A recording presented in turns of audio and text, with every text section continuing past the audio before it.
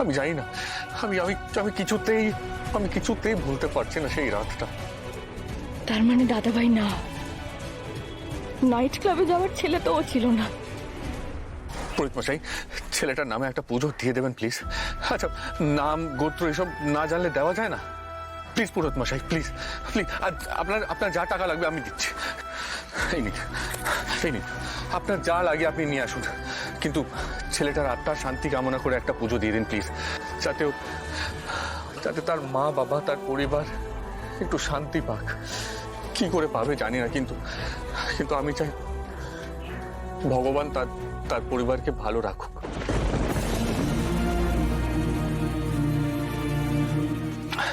মহারাজ, আপনি প্লিজ একটু হেল্প করুন। আপনি পাশে থাকলে আমি একটু ভরসা পাই। আমি আছি তো আমি। আপনি শান্ত হয়ে বসুন। হ্যাঁ,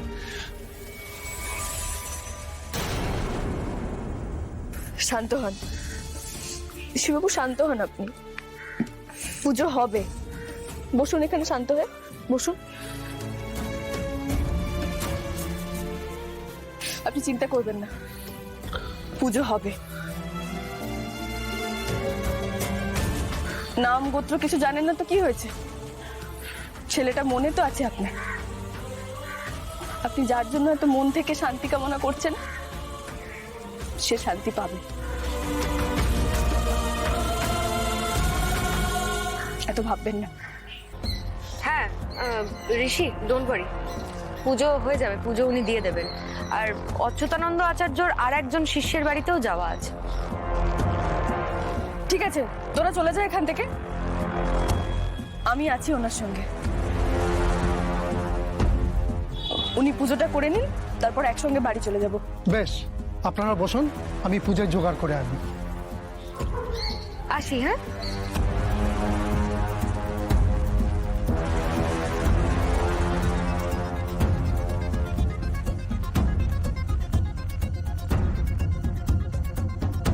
আপনি শান্ত হয়ে একটা কথা বলবেন আমাকে? আপনি তো বললেন আপনি ছেলেটাকে চিনতেন না, তাহলে এত উতলা কেন হচ্ছেন? আপনি এত অস্থির হচ্ছেন কেন? কি অ্যাক্সিডেন্ট হয়েছিল সেদিন? আপনারও কি কিছু হয়েছিল?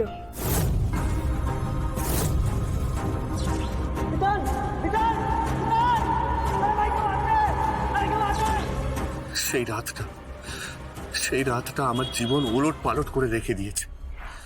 এই এরিয়াতে আর সেটা বসানো যাবে না, ইমিডিয়েটলি জায়গা চেঞ্জ করতে হবে। আমি যতই রেলা মারি না কেন, যতই কনফিডেন্স শো করি না কেন, আমি ক্লিয়ারলি বুঝে গেছি পুলিশ এখনো আমাদেরকে ডাউট করছে। ওই ইশিকা, নিহারিকা, দুর্জয়, প্রবাল সবাই আমার আর রুজির ওপর একদম কড়াভাবে নজর দিয়ে আছে। সেটা তো আমিও বুঝতে পারছি, কিন্তু পুলিশ যদি আরেকটু বেশি খোঁজাখুঁজি শুরু করে, তাহলে তোর, আমার, উজির, এমনকি তিমিরদারও সবার ছবি পাবে। বিয়ের সময় যা তোলা হয়েছে সেটা দিয়ে যদি সার্চ মারে, তাহলে তোর, আমার, সবার না এই পাতা পাতা পেয়ে যাবে। আরে বাবা, এদের সামনাসামনি থাকার আমার কি শুরু থেকে কোনো প্ল্যান ছিল নাকি? পালিয়ে যাবো ভেবেছিলাম, তাহলে তো হেডেক নিতে হতো না আমাকে। সেটাই তো বস। মাইরি বলছি, বিশ্বাস কর, আমি বিদেশে চলে যেতাম, আমাদের টিকিও খুঁজে পেতো না। ফোর মাথা পাতাটা ফেটে যাচ্ছে, একটু চায়ের জল বসা। হ্যাঁ, ভাই এখন কি হবে রে? হ্যাঁ, এই কোনোভাবে যদি আসানসোল কানেকশন বেরিয়ে আসে, পুলিশ তো তোর বাবার মৃত্যুর খবরটাও পাবে, আর তাহলেই তো ওরা বুঝে যাবে যে এই সব করছিস তোরা বদলা নেওয়ার জন্য। কে যাচ্ছে? নো নো নো, ওদিকে ওদিকে।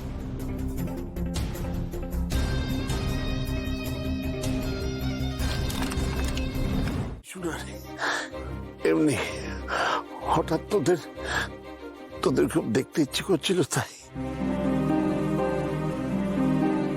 জ্যোতি ভাইয়ের মুখটা দেখতে ইচ্ছে করছিল, সেই জন্য ডাকলাম। ছুটে ছুটে এলি তাই না? ওরে, আমার কিছু হয়নি, আমি ঠিক আছি। তাই বলো?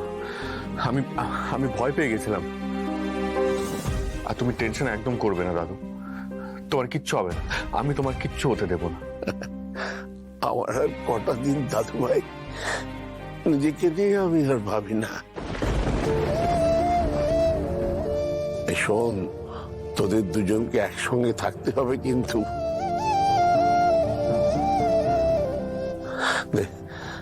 হাত দে দেখি, হাত বাড়া, হাত দাও, হাত বাড়া, আর সূত্রতে দিদি।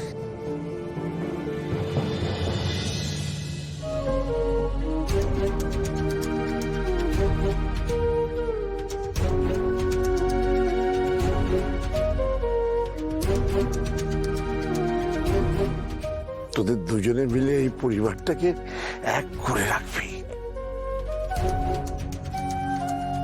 তোর জন্য তোর মা বাবা অনেক কষ্ট পেয়েছে। আজ থেকে 3-4 বছর আগে তোর যা জীবনযাপন ছিল তাতে এই বাড়ির মানুষগুলো অনেক কষ্ট ভোগ করেছে। তা ওরা কিন্তু তোর হাত ছাড়েনি। আমি জানি তো দাদু, সব জানি।